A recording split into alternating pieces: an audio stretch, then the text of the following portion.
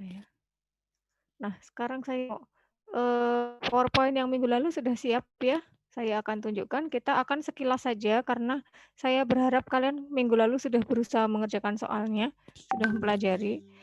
Ini jadi memang kalau online ini terpaksa kalian harus lebih aktif karena, eee, tidak selalu ditemani gitu ya, dalam waktu 2 jam apalagi nggak ada responsi. Jadi saya minta tolong kalian juga, bisa makan waktu seperti seharusnya gitu.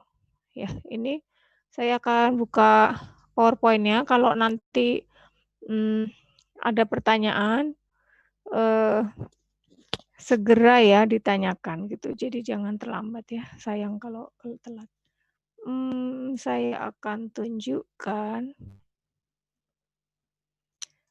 screen saja, oke. Ya ini, slide sudah nampak atau beritahu?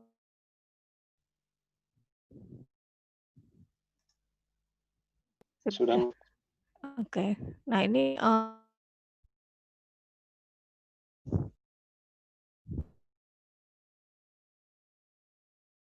sebentar, tes. Saya pakai begini masih kelihatan ya, tidak usah saya slideshow ya, begini nampak? Nampak, Bu. Oke, ya nanti kalau kurang jelas kalian lihat punya slide kalian sendiri, mudah-mudahan masih bisa dibaca. Nah, kita, pertama kali untuk ekonomi ini kita belajar mengestimasi harga peralatan dulu karena, target akhir dari kuliah ini adalah kita bisa melakukan analisis ekonomi. Kita, malah bahkan belum ini ya, membahas tentang apa yang akan kita pelajari selama 1 semester ini ya. Jadi, di akhir semester nanti targetnya kalian bisa membuat analisis ekonomi apakah suatu proyek, eee, industri kimia khususnya itu layak untuk didirikan atau tidak. Jadi kita ini melakukan estimasi tahap awal sekali ketika belum dilakukan perancangan yang lebih detail gitu. Ya, kita belajar ini nanti kalau nanti kalian lulus dari, teknik kimia, mungkin kalian akan di suatu, tim yang, akan memutuskan pembelian yang baru misalnya, atau pendirian satu pendirian satu unit proses gitu ya. Nah, dibangun, pasti dilakukan studi dulu. Nah, di bagian dari studi yang dilakukan itu, di antaranya adalah analisis ekonomi. Analisis ekonomi itu dilakukan setelah diputuskan jenis proyeknya yang seperti apa gitu. Ya, pertemuan pertama saya minta kalian mengikuti, apa namanya, webinar yang tentang manajemen proyek itu nanti insya Allah lain kali kita bahas, tapi saya harus segera masuk ke materi karena sudah masuk minggu ketiga, mudah-mudahan nanti ada waktu untuk membahas yang awal-awal ya. Nah, jadi, ketika kita mau mendirikan suatu plant gitu atau pabrik, kita pasti akan merancang dulu, memilih dulu deh ya, yang pertama kali memilih prosesnya yang seperti apa. Setelah memilih prosesnya yang seperti apa, kita merancang alat-alat yang dibutuhkan apa, ya. Ketika kita merancang alat-alat ketika sudah di alat-alatnya, baru kita bisa ngitung analisis ekonomi. Nah, tingkat kedetailan alat-alat itu sebenarnya tidak harus, detail sekali sampai siap bangun, siap beli, bukan. Kalau yang kita pelajari ini adalah benar-benar analisis ekonomi yang sangat awal, jadi tidak harus sampai detail, sampai perpipaan, sampai, belokan, keran gitu, nggak sampai ke sana. Jadi ini adalah, perumusan alat-alat utamanya biasanya. Jadi ketika di level awal itu perumusan alat-alat utama, ya. Nah, nanti kalau sudah ditentukan alat utamanya, maka alat-alat penunjang kecil-kecil itu bisa diperkirakan harganya dengan faktor pengali.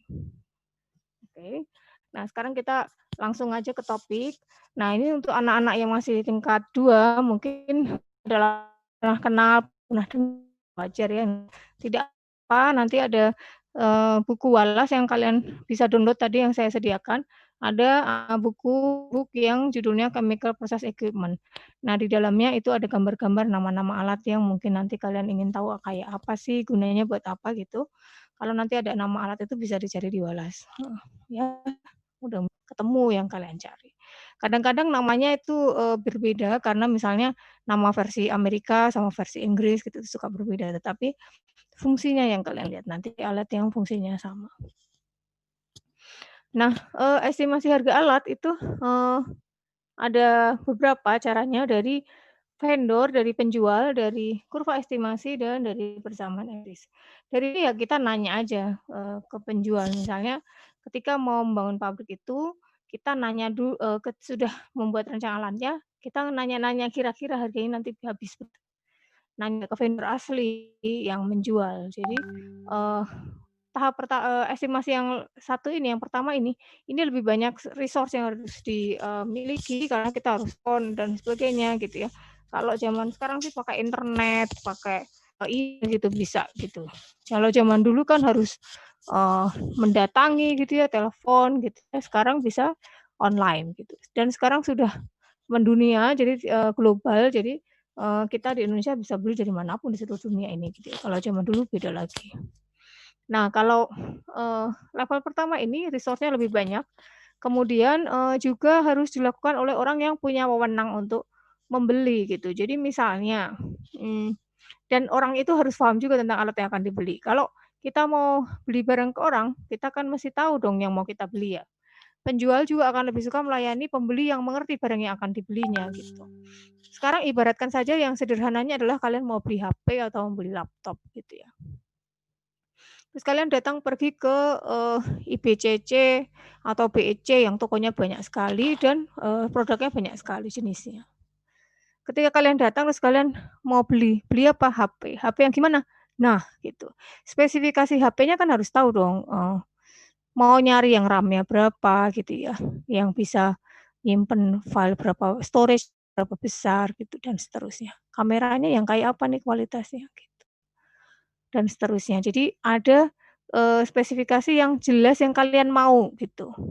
Nah, kalau sudah jelas apa yang kalian mau, nanti penjualnya bisa menyampaikan yang tersedia di mereka gitu. Pilihannya ini, merek ini, merek ini, merek ini, dengan, eee, kapasitas sekian-sekian, dengan harga sekian, gitu. Jadi kita sendiri harus tahu dulu barang yang kita butuhkan yang seperti apa. Nah, akan lebih baik lagi kalau kita menggunakan istilah yang sama dengan yang dipakai penjual, sehingga tidak akan keliru, gitu. Ya, barang barang alat-alat industri kimia sama seperti itu, sama seperti pembelian yang, rutin kita kerjakan sehari-hari sebenarnya, cuma, kasusnya untuk alat yang industri kimia yang tentu saja beda bukan keperluan sehari-hari.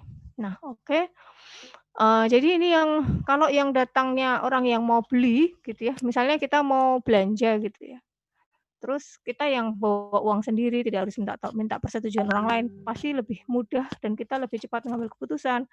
Kalau yang nanya itu nanti, yang butuh ayah gitu ya, terus kalian yang membelikan, nanti kalau pas tawar-menawar harus telepon-telepon ke ayah lagi gitu kan kelamaan gitu. Jadi yang disukai adalah orang yang punya wewenang untuk, membicarakan hal itu, yang membicarakan penawaran harga itu adalah orang yang memang punya wewenang untuk membeli gitu, dan itu jadinya mahal gitu, karena orang-orang itu punya, bukan orang sembarangan gitu. Intinya nomor satu ini, tidak dilaksanakan pada umumnya tidak dilaksanakan untuk awal, pekerjaan estimasi kelayakan ekonomi karena terlalu mahal. Nah yang kedua kurva estimasi, yang ketiga persamaan empiris. Nah yang 2 belakang ini kita akan pelajari, ya. Nah dari vendor kita skip saja nanti kalian bisa baca sendiri, nah ini cuma untuk tambahan aja kalau di vendor di buku-buku, eee eee, sorry, baca teknik kimia itu banyak dimuat alat-alat baru. Jadi, di dunia ini gitu ya, di dunia tempat para supplier alat itu promosi alatnya. Jadi kalau misalnya ada di sini ada spray drying gitu misalnya. Selama ini sudah banyak tuh spray dryer gitu. Cuma nanti ada supplier yang memodifikasi, lalu ada alat kontrol yang baru dan sebagainya misalnya. Kan mengiklankan alatnya di majalah industri kimia. Tentang alat itu, jadi ada ilmu teknik kimia, majalah tapi majalah teknik kimia ya, jadi isinya ya teknis, teknik kimia sekali gitu. Nanti, eee, kemasannya ilmiah tetapi tujuannya jualan juga, gitu. Ini contoh majalah yang, memuat alat-alat industri kimia. satu majalah Chemical Engineering ini mengeluarkan namanya Plant Cost Index. Nanti kita akan belajar, di slide bawahnya mungkin kalian sudah baca. Jadi ada indeks, yang berlaku untuk alat-alat industri kimia. Namanya nanti Chemical Engineering Plant Cost Index. Ya, nanti kita lihat. Kita lewat dulu. Nah, sekarang kurva estimasi dan persamaan empiris, karena dia menggunakan kurva dan persamaan, maka biasanya nggak update. Harga-harga yang muncul di situ nanti tidak akan update karena tidak langsung dari penjualnya. Wajarlah kalau, majalah dibuat, kalau alat keluaran hari ini mungkin masuk majalah minggu depan gitu ya. Nah, majalah itu berlaku bisa sampai sebulan. Bulan depan kita baca majalah itu atau 3 bulan lagi mungkin majalah itu masih beredar, kita pakai, harganya sudah berubah kan biasanya gitu. Dan di majalah itu belum tentu harganya ada, belum tentu ada harganya gitu. Artinya apa? Kalau majalah persamaan itu nggak update online, nggak on time gitu ya informasinya, jadi tidak online, tidak pada saat itu gitu. Jadi harus diperiksa apakah perlu dikoreksi dengan berbagai hal. Ya, akurasinya lebih rendah tapi nanti hemat itu. Ya, nanti seperti yang kita lakukan di kelas ini, kita akan lakukan estimasi, duduk aja di meja gambar dan ada persamaan empiris, nggak harus teman telepon ya, tidak perlu telepon ke vendor gitu ya, dan kita akan dapat harga. Nah, ini contoh, kurva estimasi, untuk alat namanya apa nih ya, horsepower, ini pompa ini. Nah, ini, cara menggunakan persamaan empiris cara menggunakan kurva itu kita pakai, persamaan yang, karena koordinatnya log-log, nanti jadi begini, jadi nanti rumusnya jadi begini gitu. Nah, kalau kalian suka matematika saya kira tidak ada masalah ini ngerti matematika, oke paham Bu, selesai. Ini kan, seperti persamaan Y sama dengan, eee, AX kali AX plus Y sama dengan apa, mmm, AX plus B gitu ya. Ini kan slope, kemudian ada sumbunya dan ada konstantanya. Ada slope, ada variabelnya dan ada konstantanya. Nah, tapi karena ini log-log nanti bentuknya jadi persamaan yang berpangkat begini ya. H-aksis 2 itu adalah maksudnya gimana sih? Ini ada aksis 1, aksis 2. Aksisnya ini sumbu X-nya apa ini? Coba kita perbesar. Bisa nggak diperbesar? Ya, aksisnya ini horsepower. Ini alatnya pompa. Ada nggak sih judulnya pompa? Ketutupan ya? Oke. Nanti kita lihat di lampiran yang tadi saya minta download. Ini horsepower, artinya pompa, artinya adalah daya pompa. Ini satuan daya pompa maksud saya. Nah, pompanya, dayanya ada yang 10, 20, dan seterusnya, dan dia skalanya logaritmik ya. Mestinya kalian ingatlah skala ini ya.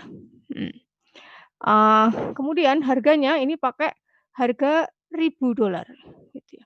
Nah, ini adalah buku tahun 89 ya. Jadi, apa yang ada di dalam buku ini sebenarnya harga kuno sama sekali, sangat kuno gitu. Tetapi prinsip yang kita, sekarang adalah cara perhitungannya. Nanti ada persamaan yang lebih baru ini, tapi karena buku ini bagus, ada appendix-nya saya pakai ini sampai sekarang.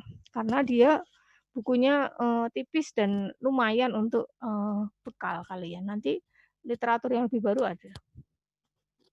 Kalau kalian nanti bekerja di, EPC gitu ya, EPC, nanti mereka punya resource yang lebih fresh, yang zaman sekarang yang update ya. Nah, kita sekarang yang penting punya dasarnya dulu. Kita kuliah S1 itu kan sebenarnya nyari dasar ya. Nah, ini harga, harga aksis 2, harga sama dengan harga aksis 1 dikalikan rasio aksis di pangkat size eksponen. Size eksponen itu apa? Size eksponen itu adalah slope dari persamaan logaritmiknya. Ya, sementara ini saya akan langsung, minta kalian pakai aja deh persamaan ini dulu, karena saya khawatir waktunya nanti nggak cukup kalau kita bahas terlalu dalam. Kalau kalian paham sebagai orang, orang teknik nih, kalau matematikanya mestinya bisa ya.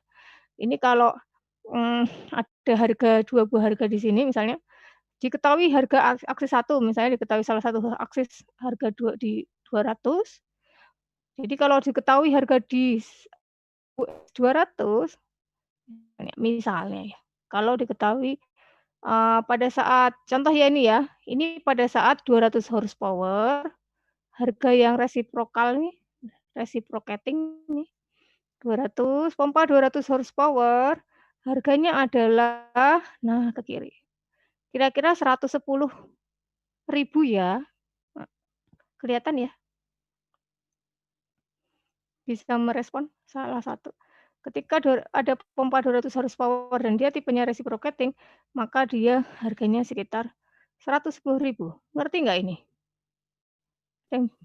Ngerti. Ngerti, Bu. Kalau kalian punya salah satu kalau kalian punya harga untuk pompa 200 horsepower, maka saya memperkirakan harga pompa yang ukurannya berbeda itu cukup menggunakan data yang itu. Misalnya saya sudah punya 200, kalau saya tak pengen tahu yang 100, saya nggak harus baca lagi gini, 100.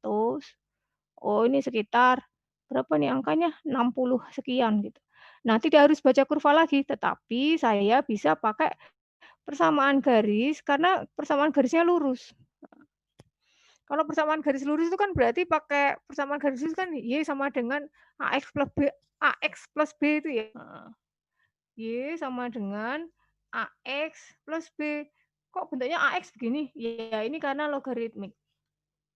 Karena dia logaritmik maka X-nya itu pangkat. A-nya itu pangkat.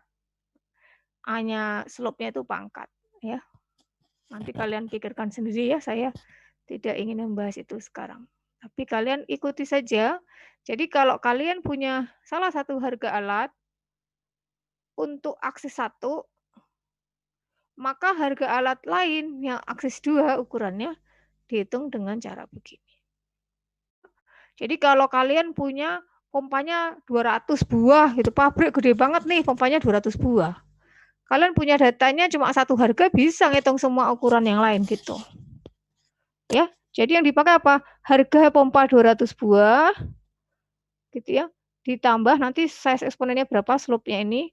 Kemudian rasio antara ukuran yang ukuran pompa yang sudah diketahui. Nanti kita langsung praktek ya. Oke, saya kecilkan. Ya, harapan saya kemarin minggu lalu sih. Nah, ini kalau untuk kurva ini akurasinya jauh, ini bisa 2 kali lipat harganya atau setengah kali lipat harganya gitu. Terus ini dibuat untuk indeks tertentu. Jadi karena buku ini buku 89, angka tahun 89, dia dibuat ke tahun 87. Tahun 87 kalian ada di mana ya? Belum ada di mana-mana kali ya.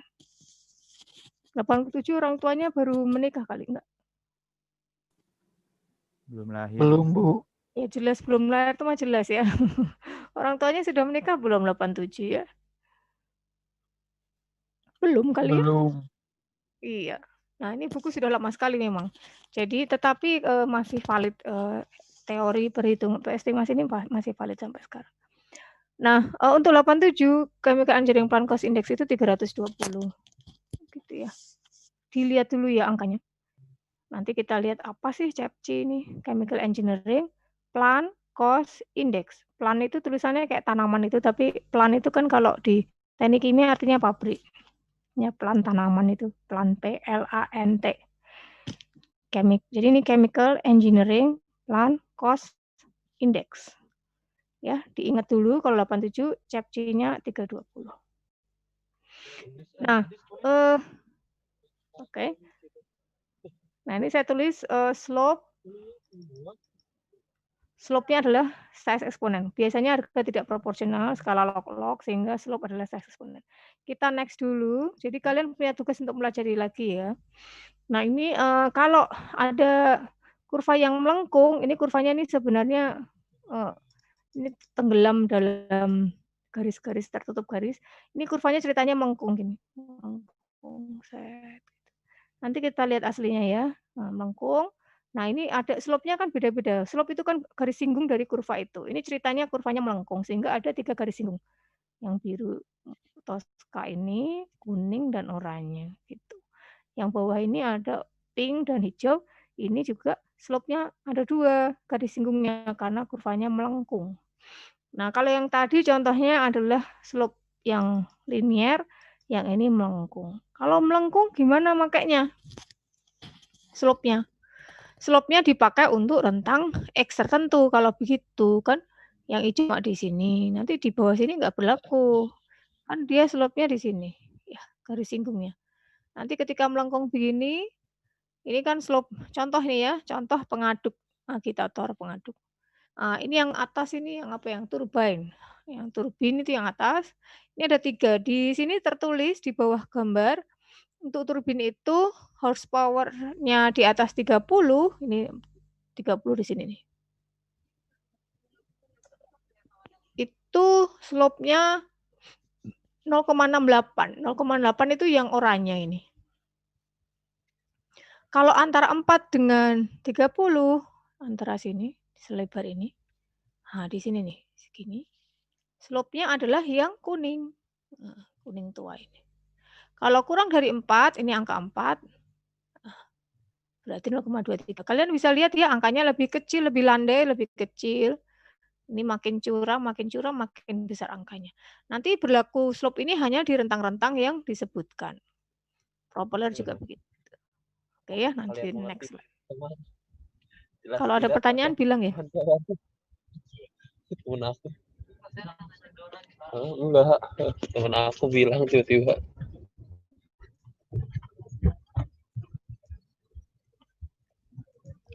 Kalau ada pertanyaan bilang ya. Nah, sekarang saya ini ada kurva estimasi yang saya tulis di sini. Ada halaman-halaman yang saya ingin kalian lihat. Ini ada di appendix Garret yang saya minta kalian download tadi. Karena apa? Karena aksis dan ordinatnya. Tahu ya, aksis sama ordinat. Sumbu X dan sumbu Y-nya tidak selalu sama untuk jenis alat yang berbeda. Aksis ordinat tidak selalu sama untuk jenis alat yang beda dalam sheet yang sama. Apa sih ini maksudnya? Mari kita lihat saja ya. Saya geser dulu.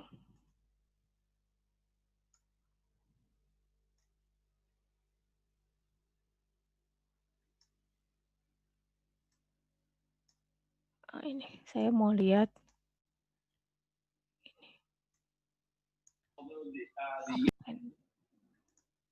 Ya, kita lihat halaman 262, 255. 262 di mana? Nah, nanti kalian manfaatkan kurva ini ya untuk dipelajari. Ini tadi yang ada di slide itu gambarnya sudah pecah karena di-scan dari fotokopian buku ini. Alhamdulillah ini ada e-book-nya, lampirannya. Jadi gambarnya lebih jelas. 261. Oke, ini 262 nih. Harus dikecilkan sedikit. Nah, ini boiler. Boiler alat untuk apa ya? Namanya boiler. Alat untuk boiler beda dengan heater ya. Jadi kalian harus bisa, kalau ditanya apa artinya boiler, apa artinya heater, itu jawabannya mestinya beda. Kan ini asalnya dari boiler. Heat ya. Nah, boiler ini ada beberapa di sini, ada 1, 2, 3 gambar kurva, tapi ini ada panahnya, ada yang ke kiri, ada yang ke kanan. Jadi nanti kalau kurva yang ini panahnya ke kanan, maka sumbunya pakai ini. Ya, kanan. Jadi yang sumbu yang kiri ini hanya dipakai untuk yang small package boiler. Small package boiler itu apa sih? Nah, itu kalian lihat aja di Walas ya. Large package yang apa? Fuel erected itu yang gimana? Nah, harus lihat sendiri di itunya gitu ya, karena kita waktunya terbatas untuk belajar alat. Kalau alat nanti kuliahnya di industri kimia, ada alat industri kimia, tapi di situ pun nggak bisa semuanya kita lihat di kuliah yang cuma 1 semester. Nah, kemudian sumbu X-nya, ini juga X-nya ada 2 nih, ada yang kapasitas dalam HP small atau kapasitasnya yang pound per hour kalau dia large capacity. Jadi ada 1000, 10.000, 100.000, 1 juta gitu. Bacanya gimana ya? Nanti tergantung pakai yang mana. Gitu. Ada keterangan di bawahnya? Ada. Ini ada size eksponen, package boiler, ada rentangnya lagi karena kurvanya melengkung nih. Ini kan package boiler nih. Nah, lihat, melengkung ya. Oh, berarti dia ada beda slope nih. Iyalah kan melengkung. Ya, kalau yang atas field erected itu slope-nya. ya. Kemudian ini ada installation factor, module factor kita akan belajar nanti. Pressure factor ini kalau tekanannya berubah dari yang ada di gambar. Jadi kurva ini dibuat dengan memanfaatkan data-data yang ada pada saat itu, gitu ya. Pada saat itu ada orang yang mengumpulkan data harga-harga alat dari berbagai penjuru dunia yang mereka bisa akses, kemudian, dicatat, dibuat kurvanya, titik-titik dari harga-harga dibuat kurva. Jadi ini langsung titik harga ini. Emang garis lurus begini, garis lurus itu muncul dari angka-angka yang mereka dapat. Jadi datanya mungkin sebenarnya kiri kanan gini. Tapi kan disederhanakan namanya juga estimasi. Jadinya dicari garis yang kira-kira fit dengan data yang ada saat itu. Itu ya, ini 262. 266, nah kalau kita lihat satu-satu gini nanti lama sih. Nah, jadi saya sarankan tolong kalian nanti pelajari apa sih, apa namanya, masing-masing khas dari kurva-kurva yang saya tulis ini minimal ya. Jadi chimney stuck itu cerobong. Wah ini gambarnya, 1, 2, 3 terus ada satu panah yang ke kanan. Jadi khusus yang short ini pakai yang sebelah sini. Ini ada tulisannya short. Ini aja tulisannya tall. Jadi untuk, lebih tinggi pakai sebelah kiri, yang ini yang short ini satu buah ini pakai yang kanan gitu ya. Ini ada ukuran diameternya gitu. Jadi cerobong ukurannya kan tingginya, berapa, lihat di kiri ini, kemudian ini tingginya 8 feet, 15 feet, 20, 30, ini harganya beda harga karena beda tinggi, diameternya tergantung di, eee meternya nih yang 15, 20, 30 ya, Kemudian ini tingginya ada yang skalanya, eee, untuk yang tall, yang atas untuk skala tall, yang bawah untuk skala yang short. Ya, nanti kalau udah tiba waktunya kita belajar, oke? Kita, untuk latihan soal nah gini ya, kita nggak bisa mempelajari sebuah appendix ini kita pelajari satu-satu, enggak. Kalian yang penting kalian tahu kunci-kuncinya, nanti ketika ada data, lihat gambarnya dipelajari gitu ya, sesuai alat yang memang kalian mau cari tahu harganya. Kita lanjut ke, sini. Nah, faktor koreksi. Nah, ini harga karena alat itu diestimasi kurva ini dibuat untuk data-data tahun 87 dan diterbitkan tahun 89 bukunya. Apalagi hari ini, jelas beda banget harganya. Gitu. Tapi sekarang kita pelajari caranya ya, bukan harganya yang kita kejar sekarang. Cara memanfaatkan kurva itu gimana. Nah, di sini ada karena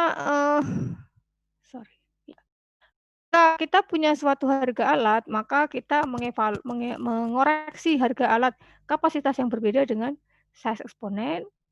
Lalu ada faktor instalasi modul, faktor jenis tipe, dan faktor material. Kita lihat ya di bawah ini. Saya perbesar ini pompa baterai. Ini pompa yang tadi yang pertama kali kita lihat gambarnya. Perbesar dulu. Oh, kayaknya di sini deh. Iya. Ada di sini ternyata di slide berikutnya. Di bawah kurva tadi, di bawah kurva pompa itu ada keterangan nih. Tadi kan kita udah lihat contohnya ya di PowerPoint yang ini tadi, di bawah setiap kurva itu ada penjelasan-penjelasan begini.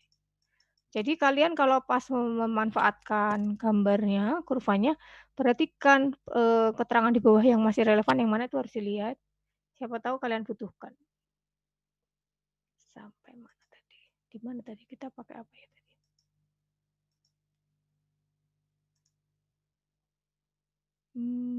Ini ya. Oke. Nah, jadi harus ada koreksi size, biasanya pakai koreksi size eksponen, faktor instalasi modul, jenis, tipe, dan material. Maksudnya gimana? Ya misalnya kalau ada pompa, ini jenis tipe kan ada yang pompa itu ada yang sentrifugal, ada pompa aksial gitu ya. Jadi kalau beda tipe nanti harus dikoreksi dengan tipenya. Ini apa ya? Oh, terus kemudian misalnya faktor bahan gitu, faktor material bahan. Jadi misalnya ini ada stainless steel 2,5, nikel alloy 5,0. Ini apa sih angkanya? Begini misalnya. Pompa yang tadi, kurva pompa yang tadi yang lurus itu, misalnya kita nemu suatu harga pada kapasitas sekian, harganya sekian. Itu kalau pompanya bahannya steel. Di judulnya itu biasanya ada spesifikasi untuk alat di kurva itu. Bahannya steel. kalian mau beli pompa stainless. Nah, kalau kalian belinya pompa stainless itu harganya 2,5 kali harga yang steel. Ini ada keterangannya. Kalau bahannya nikel alloy 5 kali, gede banget ya, mahal sekali. Kemudian pressure nih di kurva ini yang tersedia adalah kalau tekanannya 1000 PSI. 1000 PSI. PSI, PSI. Kalau tekanannya berubah, nah kalikan dengan faktor pengalih ini. Ya. Oke, sekarang installation factor ini apa ya? Kita cek. Nah, ada yang disebut faktor instalasi faktor modul. Nah, ini kalau ada alat utamanya ini kan saya bilang tadi di awal. Ketika kita mau melakukan estimasi, kita cukup perlu alat utamanya saja. Nanti alat pendukung dihitung perkiraan harganya dengan faktor pengalih. Jadi kalau ada suatu alat A dan dia butuh alat penunjang B gitu ya supaya dia bisa beroperasi dan dia harus diinstal itu gabungkan di antara mereka, ditanam di tanah, di pondasi dan sebagainya, maka totalnya jadi alat penunjang alat utama, alat penunjang dan harga instalasi totalnya itu adalah itulah harga modul namanya. Kita baca dulu ya, faktor instalasi A tambah B. Faktor pengalih untuk mengestimasi harga alat A dan sekaligus biaya pengapalan, transportasi, penerimaan, pemasangan otoritas hingga siap dijalankan. Jadi si B ini adalah faktor instalasinya. Jadi kalau kalian punya alat, diinstal, nah jadi total harganya A tambah B. Faktor modul, faktor pengalih untuk mengestimasi harga alat beserta alat pendukung sekitarnya yang terhubung dengannya. Juga meliputi biaya pengapalan, transportasi, penerimaan, dan seterusnya. Jadi faktor harga modul adalah harga alat utama tambah alat pendukungnya.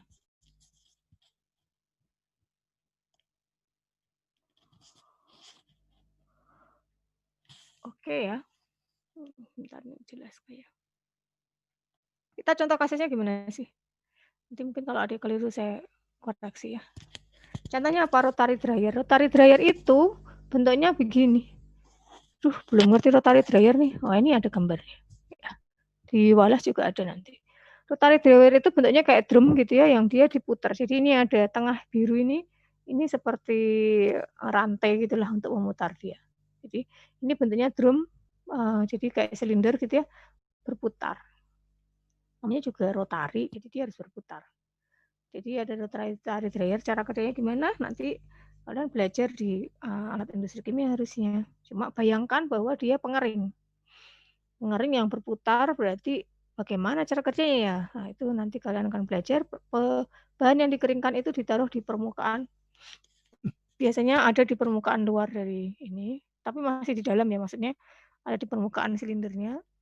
Kemudian dari dalam itu dihembuskan udara panas. Nah, kalau lihat gambarnya mana sih udara panas? Ini ada gas yang dibuang ke sana. Nah, heating resource-nya, jadi ada pemanas di sini sehingga udara masuk panas ke dalam dan dia akan keluar lewat celah-celah selongsong di dalam dryer ini yang di permukaannya ada bahan yang mau dikeringkan sehingga nanti bahannya menjadi kering, menjadi cake di permukaan selongsong di dalamnya.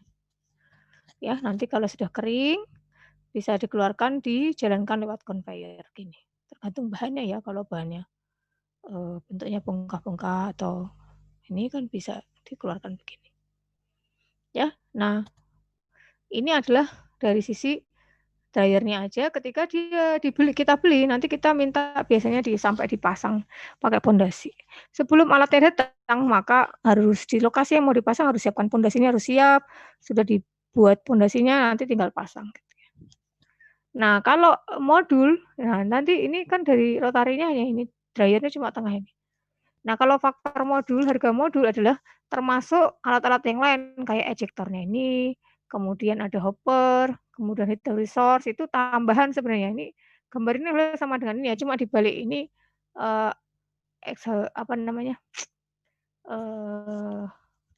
Kayak siklon gitu ya. Ini adalah yang sebelah kiri, jadi pencerminan nih gambarnya.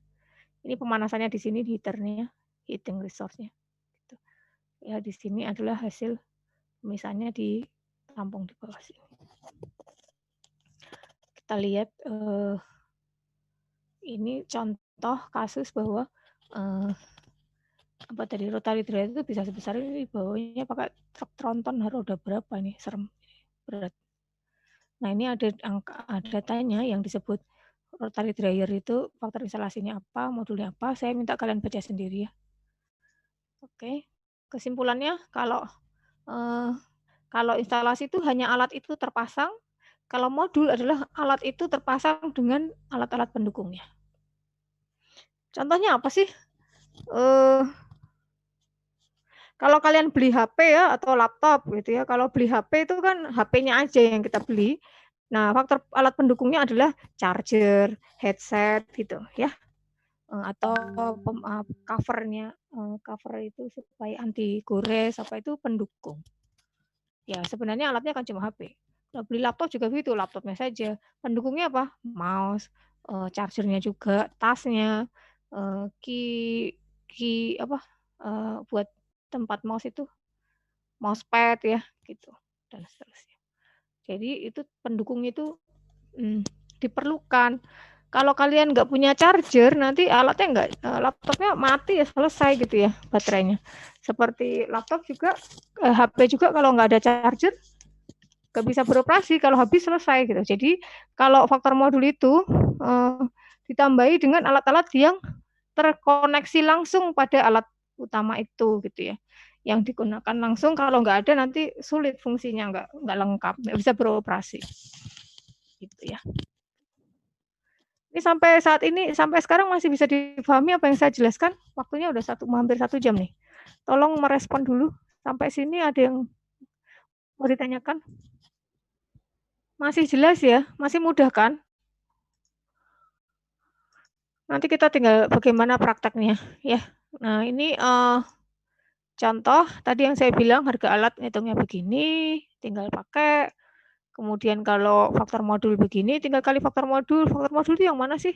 Ini nih, di bawah kurva itu suka ada tulisan installation factor, modul factor gitu ya. Nah, biasanya saya sarankan pakai aja average lah gitu ya. Jadi biasanya dalam rentang tapi average-nya berapa disebut. Ya. Size eksponen ini kan 0,8 nih contohnya nih. Di teknik kimia itu berlaku size eksponen 0,6. Jadi misalnya nanti kalian punya alat nggak diketahui size eksponennya berapa. Kalian gunakan di angka tipikal gitu ya. Jadi yang pada umumnya berlaku di teknik kimia itu 0,6 atau biasanya 0,6, 0,64, tapi yang sering dipakai 0,6. Jadi namanya 6/10 eksponen karena dia 0,6 pangkatnya eksponennya. 0,6 ya. Jadi nanti kalau kalian lihat kurva nggak tahu atau nggak ada kurvanya nih, tapi ada alat harganya sekian untuk ukuran sekian. Terus kalau ukurannya berubah jadi sekian, berapa harganya? Nah itu biasanya size eksponennya pakai 0,6 ya. Kalau tidak ada sumber literatur. Oke nih kalian harusnya bisa tinggal mengikuti. Nah kalau kalian tinggal mengikuti maka kalian akan bisa mengerjakan ini. Pertanyaannya apakah kalian menemukan jawaban yang sama? Gitu. Ini yang kuning-kuning jawabannya ya. Tuh, biasanya kalian nemu semua nih jawabannya, wong hitungannya biasa kok. Ya, nanti aja kita bahas. Nah, ini pengaduk yang melengkung tadi ini ada kekhususan karena dia melengkung tadi. Jadi nanti ada ketika dia di posisi melengkung nanti ngitung gimana saya. Biasanya soal nomor 7 ini jawabannya beda-beda. Siapa yang bisa nemu angka 2 buah ini? Sudah sampai sini? Sudah dikerjakan belum? Siapa yang sudah mengerjakan? Saya minta kalian mengerjakan kan minggu lalu ya. Sudah belum? Siapa yang sudah? Tolong tulis di Zoom. Saya nggak akan nanya angkanya kok. Saya pengen tahu yang sudah siapa. Cancel.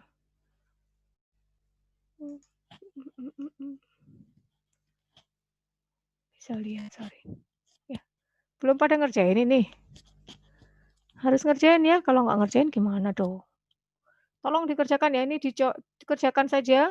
Nah, mungkin kalian kemarin nggak bisa ngerjain karena nggak punya garetnya gitu ya. Nggak punya bu e-book-nya. Nah, sekarang saya beri ya, sudah saya berikan di Moodle tadi, tolong dibuka nanti garet 257. Yang mana sih? Ini. Yang mana tadi? Nah, ini. 257. Ya Bu, belum punya garet, mana bisa ngerjain. Ya udah, sekarang kerjain. Di sini.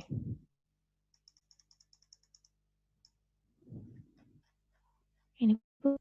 Ya, ya nanti lihat gambar ini, lalu kerjakan soal ini. Ya. Sampai selesai, sampai yang bawah ini ya. Tolong dicoba kerjakan, harus. Kalau enggak, nanti kapan latihannya gitu. Ya. Nah, kemudian faktor koreksi ini di luar kurva ini ada tambahan kalau misalnya lokasinya berbeda dan ada faktor inflasi.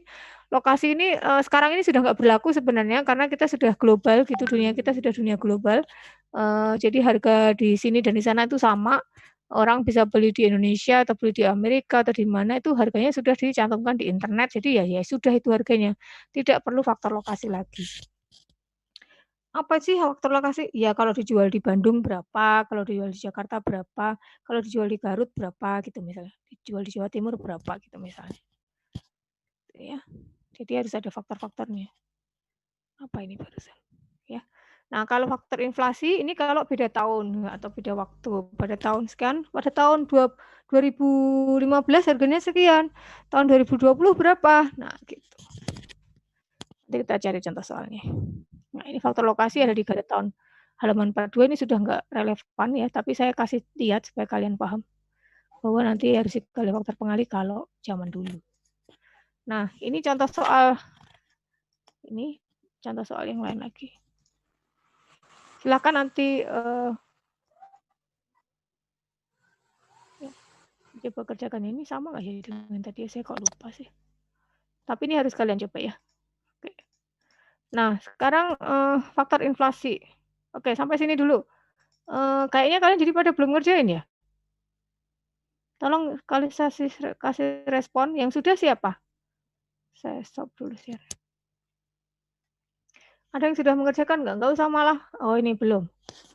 Yang udah ada belum? Saya nanya. Yang sudah mengerjakan siapa? Nggak usah malu. Saya nggak minta merasa nggak keren-keren apa namanya nggak bukan ria ya kalau kalian ngaku sudah. Ya, ini makanya dipelajari. Nah, ini dia. Kalian mesti belajar untuk mencoba ya. Memang saya tidak menyediakan recording dari suara saya, jadi slide-nya memang tidak ada penjelasannya. Tapi memang beginilah kalau kita belajar online, seringkali materinya memang masih tertulis, jadi belum ada yang ngomong gitu ya. Ya pelan-pelan ini makanya hari ini saya vkon supaya jangan sampai nggak paham. Jadi tolong ya, habis ini harusnya sudah paham ya sekarang ya. Coba kerjakan, kan ada solusinya ya. Kan ada solusinya yang kuning-kuning tadi itu saya kasih tanda ini. Nah, pastikan kalian bisa nemu angka ini. Kira-kira bisa tidak ini ngerjain ini? Wah, udah teknik kimia mahasiswa masa nggak bisa? Bisa ya? Insya Allah, Bu.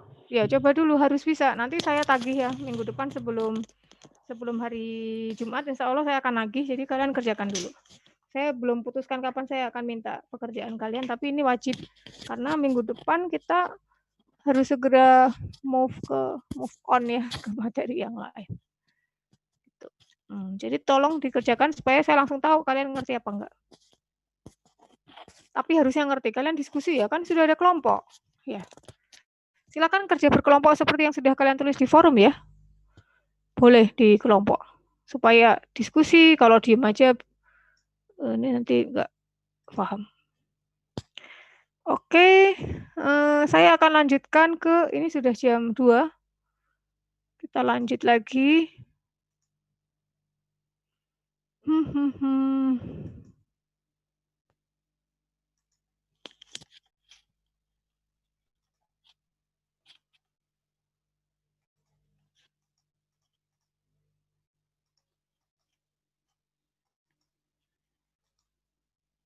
Ini agak rumit menjelaskannya, agak perlu waktu ini.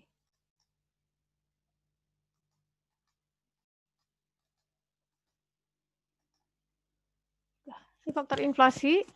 Tadi saya sudah sampaikan bahwa pada tahun 87 ya, pada tahun 87 tadi indeksnya berapa ya? Ingat nggak? Yang tadi CAPCI tadi 320. Ya, 320. Ya, tahun 87 itu 320. Nah, indeks inflasi itu sebenarnya ada 3, ada CAPCI yang tadi, kemudian ada Marshall and Swift, ada ini zaman dulu ya, ini sebenarnya sudah dirumuskan dari dulu, tetapi yang sampai sekarang masih banyak berjalan terus tuh Chemical Engineering Plan Cost Index itu masih jalan terus sampai sekarang.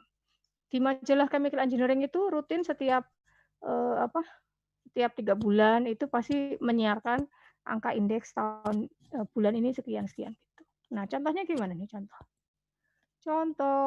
Nah ini. Ini ada di Chemical Engineering Plan Cost Index, di majalah tadi Chemical Engineering. Sampai hari ini majalah ini masih ada ya. Majalah dari tahun 57 sudah ada loh ini ya. Kita ada di mana gitu ya, itu majalah sudah jadi. Ya itulah teknik kimia, ilmu teknik kimia itu sebenarnya sudah tua gitu. Karena industri kimia sudah ada dari dulu gitu. Jadi kita sekarang ini lagi masih mempelajari sementara orang lain pada waktu itu sudah merumuskan gitu ya. Kita itu memang perlu belajar banyak dari sejarah gitu ya, yang sudah ditemukan orang lain. Nah ini si Chemical Engineering majalah ini itu dia majalah itu mengeluarkan indeks misalnya Januari, Maret, Mei, Juli, September gitu ya, November gitu. Itu angkanya dikeluarkan. Kalau sudah dikeluarkan setahun nanti keluar rata-rata setahunnya. Jadi dikeluarkan bulan-bulannya, kemudian dikeluarkan setahunnya berapa. Contoh mana ini? Contoh. Tahun 76 angkanya segini, 76 gitu ya. Tahun 86 318 gitu. Tahun 87 ini tahun 87 juga ada yang November, Oktober, Desember gitu, angkanya sendiri-sendiri. Ya, jadi ada angka rajin sekali mereka bikin survei gitu. Ya harus karena perlu. Gitu ya. Nah, terus nanti kalian baca lagi ya, gitu ya. Saya ini kalau kuliah gini terada berat karena saya ngomong sendiri nih. Inginnya saya pengen dengar tapi agak sulit ini membuat interaktif kalau momennya seperti ini. Nah, Chemical Engineering Plan Cost Index itu itu komponen penyusunannya adalah 4 kelompok ini. Jadi apa sih ini? Jadi ada tim yang mengumpulkan harga-harga dan kemudian harga-harga itu dikelompokkan menjadi kelompok harga gitu. Jadi perubahan harganya berapa persen gitulah kira-kira. Misalnya untuk alat, mesin, dan supportnya penunjangnya itu 61% bagian dari indeks. Kemudian tenaga kerja untuk pendirian sama instalasi itu mempengaruhi nilai indeks 22%. Bangunan, kemudian tenaga kerja sama material itu mempengaruhi 7% dari indeks. Kemudian engineering dan supervisi itu 10%. Jadi indeks itu berlaku untuk semua hal ini. Perubahan harga itu berlaku untuk semua hal ini, indeks inflasi itu. Tapi angka-angka indeks itu ternyata dominan untuk alatnya, kemudian pendiriannya, orang-orang mendirikannya, biaya labornya, kemudian bangunannya gitu ya, dan engineering dan supervision itu. Angkanya fraksinya ini. Contoh, tahun 87 320. Ada di buku Garet 255. Nah, Garet ini kalau kalian nanti ada yang nemu e-book yang lengkap, tolong saya diberitahu ya. Soalnya e-book Garet ini saya nemunya appendix-nya gitu. Nah, buat saya nggak masalah karena yang kita butuhkan memang appendix-nya terutama. Bagian teori mah gampang saya bisa fotokan kalau perlu, tapi saya kemarin tidak sempat membuat PDF bukunya. Jadi setidaknya yang kalian butuhkan hari ini sudah ada gitu. Nah, jadi saya nggak nemu e-book lengkapnya, jadi cuma appendix gitu ya. Tapi kita bisa pakai. Kalau ada yang nemu full, tolong saya dikasih tahu. Nah, CAPCI tahun 87 320, awal Desember 87 angkanya 332,8. Dapat dari mana? Nah, ini kan angka lihat ya, 1 2 3 4 BE ini. Ada fraksi, ada skor. Lalu dikalikan. Jadi ada untuk equipment masonry angkanya segini kali 61%. Untuk ini sekian kali sekian persen. Sehingga nanti dijumlahkan 332,7 atau ya 332,8. Apaan sih ini? Ah, ini loh. C Plan Cost Index itu ditulis di majalah itu nanti. Perbagian tadi yang 4 buah itu ada angkanya juga. Jadi ada indeks untuk tiap angka ini sebenarnya ada. Tapi nanti merata-ratakan indeksnya jadi berapa nih? C indeksnya berapa? Nah, pakai rumusan fraksi pembobotan tadi. Ini kali berapa, yang atas 4 buah ini kali berapa persen, kali berapa persen, kali berapa persen, sehingga totalnya 100% menjadi CE Plan Cost Index tahun itu. Ya, tapi kita punya perbagian. Nah, kalau misalnya mau, nah ini mah nggak usah ya, kita langsung ini aja. Kalau misalnya kita punya alat pompa gitu ya, kita bisa pakai indeks alat aja, nggak usah pakai indeks Plan Cost Index keseluruhan. Kan pompanya mungkin nggak usah dihitung tentang labornya, building itu kan enggak. Jadi pompa Desember 87, Desember 87, 4, dilihat dulu ya, nanti kita lihat slide sebelumnya. Awal Desember 87 435,2, 59 102. Harga tahun 59, harga awal Desember adalah 10. Harga tahun 59 adalah $10. Berapa harga tahun Desember 87? $10 kali indeksnya pompa 43,5 dibagi indeksnya yang harga diketahui. Mudah ya, cuma rasio biasa aja kayak proporsional gitu. Kalau indeksnya berapa ya berarti angkanya sesuai dengan indeks itu. Sampai sini ngerti nggak yang ini? CAPC ini? Ada yang mengerti nih? Ada yang ngerti nggak ini? Hitung harga pompa ini. Ngerti nggak?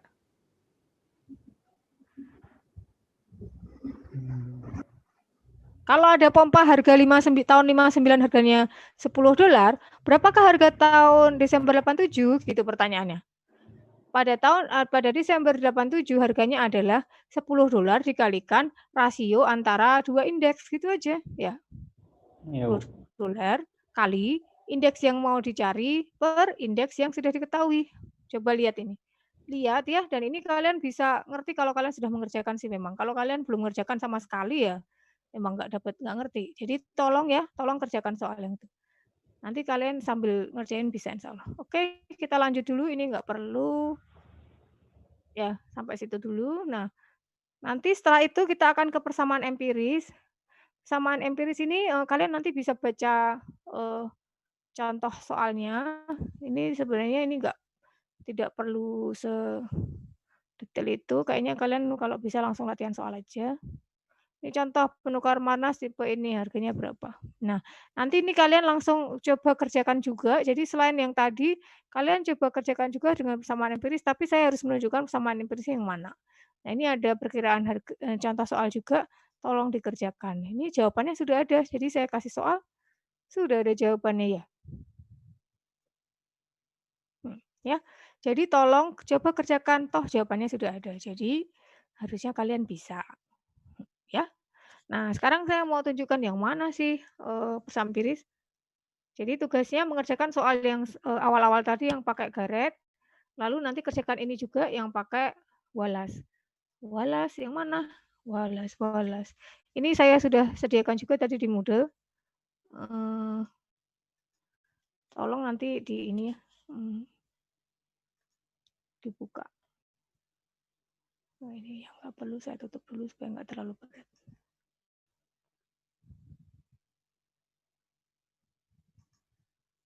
Nah, ini yang sudah kalian download, nanti kalian pilih bab 21 ya, chapter 21, cari chapter 21, di mana ya chapter 21? Ini bukunya agak tapi saya lihat rada lucu ininya. Chapter 21 ya.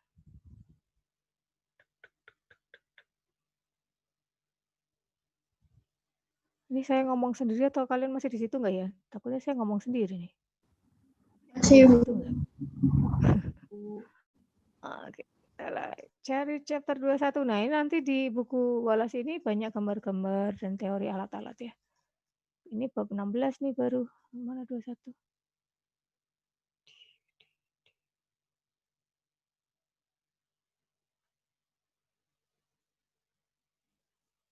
Ini soalnya kayak nggak ada bookmarknya, jadi saya harus geser-geser.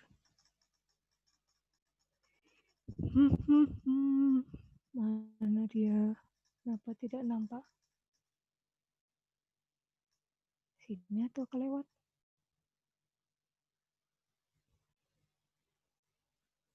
Ya, kayaknya tidak di sini.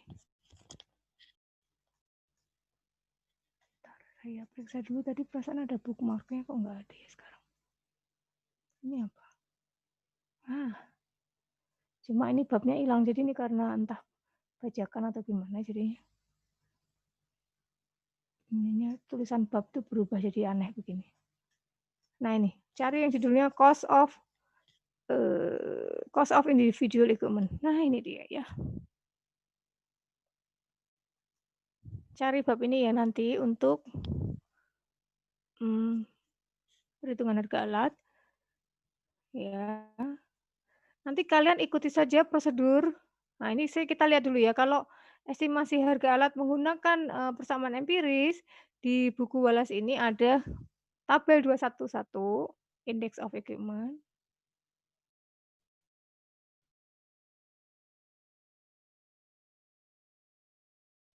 Harganya.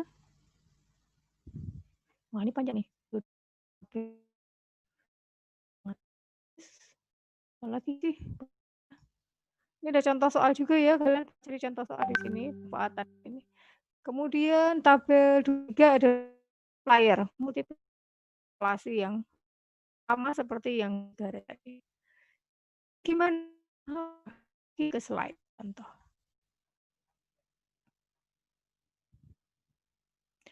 Penukar panas tipe YouTube. Harga terinstall berapa harga terinstall? Awal 2003 jika tekanannya 30 atm dan bahan monel A 200 meter persegi. Geser, kita geser dulu.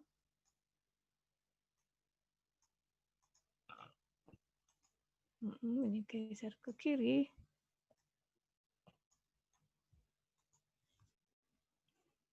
Penukar panas tipe YouTube, perkiraan harga terinstall. Jadi kalian harus cari heater yang YouTube, harga terinstall.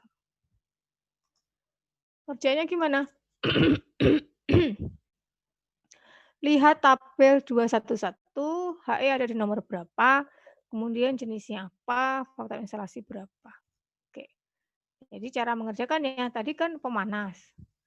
Pemanas itu, kalau kalian lihat, ini masing-masing bisa megang ininya enggak? Kalian sambil lihat ininya enggak ya? Materi ini. Ya kan sudah di-download ya, tolong di-download.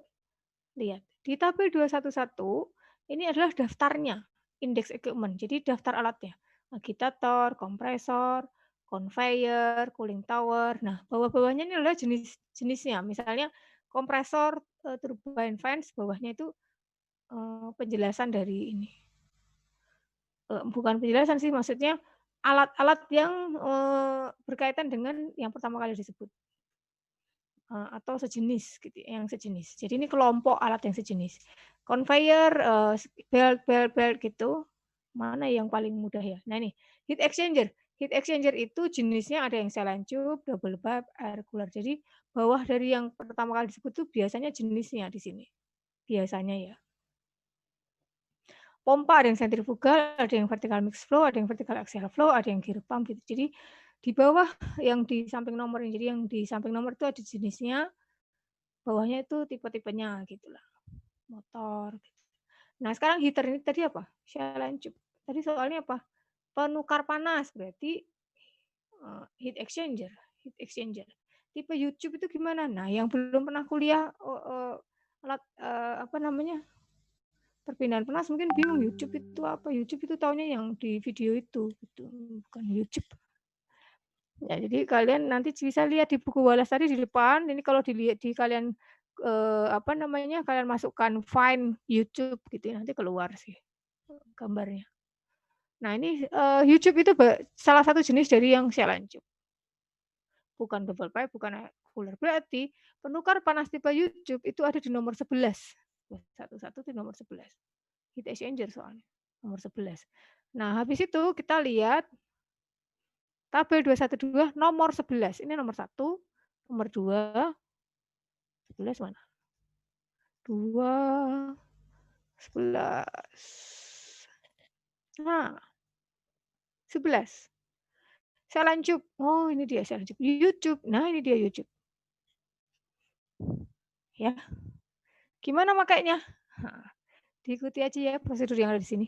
Ini ada harga terinstall 2003. Jadi data yang di buku Wallace ini betul sudah di awal 2003 karena buku ini memang terbitan itu tahun itu. Jika P30 ATM, PPPPP pressure range. PPP 230 kok nggak ada P-nya gitu kan. Mana dong? Salah nggak? Bisa nggak? Nah, cari tahu dulu ya. Oh, ini PSI gauge, ini ATM. Nah, gitu. Kalau kalian lihat 30, nggak ada, Bu, nggak bisa ngitung pakai ini. Nah, ini PSI gauge ya. PSI gauge dengan ATM gimana konversinya? Nah, gitu. Harus dikonversi dulu nih. Monel 200 meter persegi. Monel, ada nggak monel? Ini monel. Oh, ada nih. 200 meter persegi itu buat apanya? Oh, ini dia. Sel and tube itu perkiraan harganya adalah C sama dengan sekian kali anu dengan harga dolar. Kemudian setiap faktor-faktor ini ada rumusan. Ini CB. CB lagi dihitung lagi rumusan. Ada A. A itu apa? A itu adalah luas yang satuannya square feet. Oh, square feet. Square feet saya punyanya 200 meter persegi. Ah, konversi dulu ke square feet. Gimana ngerjainnya? Ikuti aja ya. Di sini ada semua angka-angkanya. Oke, nanti kalian pelajari sendiri. Kalau sudah, nanti kerjakan soalnya. Gitu pengantar dari saya, cukup lama saya sudah bicara 1 jam lebih, 1/4 jam. Nah, sekarang tugas kalian mengerjakan, karena memang tidak ada pilihan lain selain mengerjakan ya. Coba ada yang mau tanya? Boleh, silakan. Jadi soal yang ada di awal tadi sampai yang belakang ini semua dikerjakan, ada solusinya. Boleh ditanyakan sekarang, ada yang mau tanya? Kerjakan dulu atau gimana?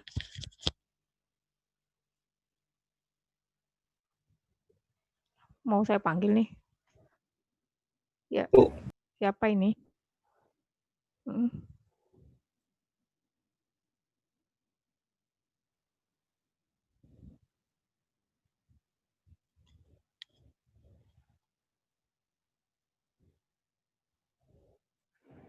Ya tadi kan kurva atau persamaan empiris itu punya nilai Capci.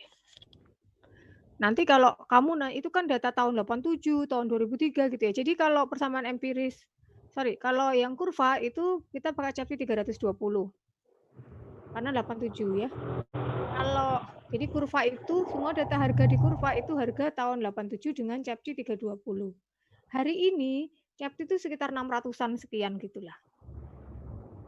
Nanti seharusnya kalian bisa nyari sih di internet, bisa nemu biasanya. Jadi kalau hari ini misalnya Capci-nya 620 misalnya. Maka nanti harga yang kamu dapat di kurva itu dikalikan 620 per 320. Jelas?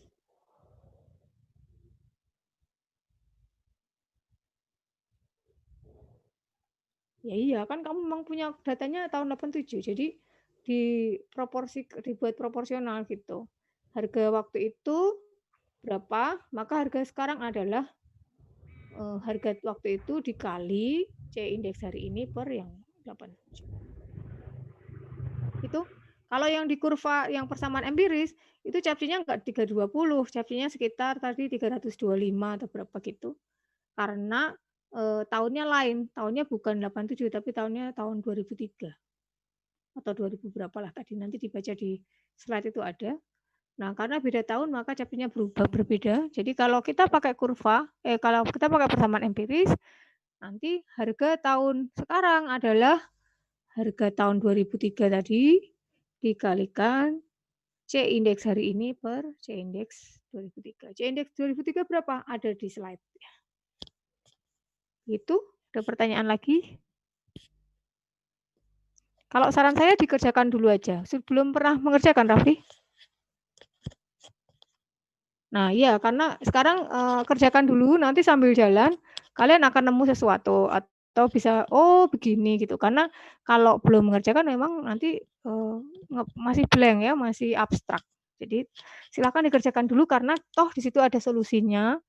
Jadi nanti kalian bisa bandingkan kok angkanya segini, kok Budia dapat segitu, aku enggak ya, kenapa ya? Kalau nanti ada yang beda jawabannya, kalian boleh nanya, Bu itu kok jawabannya segitu, saya dapatnya segini. Sampaikan aja, kan saya juga bisa salah. Ya, oke, dikerjakan dulu ini waktunya udah tinggal setengah jam untuk hari ini bekerja. Nah, kalian punya kewajiban belajar mengerjakan 2 jam di luar. Malah 6 jam ya, kan harusnya ada sesi responsif dan kalian mandiri. Jadi di luar kelas 2 jam ini, kalian sebenarnya punya kewajiban 4 jam loh buat belajar ekonomi proses. Jadi sangat cukup waktunya harusnya untuk mengerjakan soal yang tadi dan itu harus baca lagi nih, dirunut lagi gitu ya. Tadi Bu Diah bilang apa gitu misalnya. Gitu ya. Oke ya, nanti saya tagih hari apa gitu. Saya belum bisa mutusin hari ini tapi kalian punya kewajiban mengerjakan. Siap mengerjakan? Sudah ngisi modulnya? Sudah ngisi attendance ya? Sudah, Bu. Bu. Ya sudah. Ada yang mau ditanyakan nggak? Coba dulu ya, soalnya kan kalau belum nyoba mau nanya apa juga ya. Iya, Bu. Oke, ya, karena kalau belum nyoba nanti, kalau nyoba kalian nanti, ternyata mudah. Ekonomi proses itu relatif mudah, makanya kalian tingkat 2 juga diizinkan naik sama dosen pembimbing, sama dosen wali gitu. Karena sebenarnya memang ini masih mungkin dikerjakan meskipun nggak ngerti alatnya, kalian masih bisa ngitung. Jadi prinsipnya ini ngitungnya gitu. Ya, jadi pakai logika aja sebenarnya. Jadi kalau kalian apa namanya? Mumpung ini kalau yang tingkat 3 nih sambil laptek nih, biasanya kalau sambil laptek itu banyak masalah. Jadi biasanya anak-anak yang kalau kuliah ekonomi itu sering itu anak tingkat bawah itu nilainya lebih bagus karena, bebannya lebih sedikit daripada anak tingkat 3-nya. Ya, jadi kalian yang tingkat-tingkat bawah 2018 itu nilainya nanti bisa lebih bagus daripada yang kakak kelasnya, yang seharusnya. Karena yang angkatan 2000, berapa, itu pada sibuk. Yang 2019 ada nggak sih? Ada kan? Ya 2019 banyak nih. 2019 itu peluang dapat bagusnya besar gitu karena kalian tidak sesibuk yang 2018. Yang 2018 tapi jangan berkecil hati karena kalau kalian fokus kalian bisa kok gitu. Tinggal ngatur waktunya. Ini kalau 2018 yang ngambil laptek kapan laporan terakhir? Sabtu besok ya? Iya Bu, mulai minggu depan. Oh, mulai minggu depan. Minggu depan mulai lapteknya. Iya, Bu. Nah, jadi Iya, Bu. oke. Ya minggu ini kalau gitu kerjain gitu, karena begitu kalian laptek kalian nanti bisa berubah gitu. Berubah karakternya menjadi agak sibuk gitu, kalau sibuk terus jadi takutnya fokusnya berkurang. Ya. Nah, tolong kerjakan yang tadi agak banyak, kerjakan sebelum laptek karena kalau udah laptek aduh, gitulah. Gitu cukup, silakan udah ngecek, udah ngeklik Moodle, kalau udah kita tutup hari ini, kalian saatnya bekerja. Siap? Izin bertanya boleh, Bu? Boleh. Nanti untuk kan pengerjaannya di Excel tuh Bu sesuai dengan misalkan dari soal awal sampai yang tadi terakhir Ibu tentukan. Nah untuk pengirimannya itu kan dikerjakannya kelompok, dikirimkan ke ibunya itu ntar masing-masing atau bagaimana Bu? Nanti saya putuskan. Sekarang kerjakan dulu. Kalau saran saya sih ngerjainnya masing-masing aja. Okay. Semua orang mengerjakan masing-masing karena ini kan sebenarnya kalian harus punya skill sendiri-sendiri, tetapi kalian punya kelompok untuk diskusikan. Jadi di kelompok ini fungsinya untuk teman kalian diskusi. Boleh nggak Bu saya diskusi sama teman kelompok lain? Boleh. Cuma kalau nanti saya minta tolong kumpulkan perwakilan hasil dari kelompok ini, perwakilan hasil dari kelompok ini gitu. Soalnya kalau enggak saya meriksa 50 sekian orang itu kapan selesainya gitu. Ya. Terlalu banyak kalau saya memeriksa sebanyak itu pada saat kuliah berjalan begini. Jadi kalau saya membuat kelompok tujuannya supaya saya mendapat perwakilan hasil hitungan atau perwakilan pekerjaan. Tapi untuk mengerjakannya, saya sih minta kalian ngerjain masing-masing tetap. Kan bisa kerja bareng di tempatnya sendiri-sendiri, kerja bareng di tempat sendiri gitu. Nanti ngobrolnya bisa pakai Line, pakai telepon, pakai Zoom, pakai apa, kalian saling ngobrol di kelompoknya masing-masing, sehingga nanti jawabannya sepakat gitu. Ada kesepakatan hasil di kelompok ini gitu. Kalau berbeda, Bu, kita nggak sepakat, boleh aja bilang, pekerjaan kami kalau nggak begini begitu, bisa boleh. Nanti gimana mengumpulkannya? Nantilah, saya belum bilang sekarang, mungkin nanti Excel-nya gitu. Begitu? Siap? Siap ya? Sekarang langsung Iya, Bu. kerjakan aja, kalau terlalu banyak rencana nanti malah nggak mulai-mulai. Nanti sambil jalan kalau ada pertanyaan lagi bisa pakai WA ya. Oke ya? Cukup ya? Ntar saya mau ngeklik attendance dulu.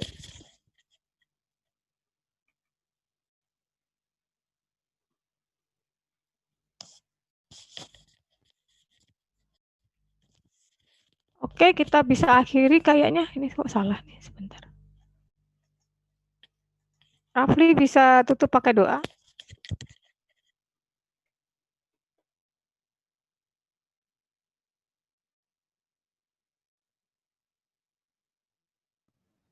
Amin.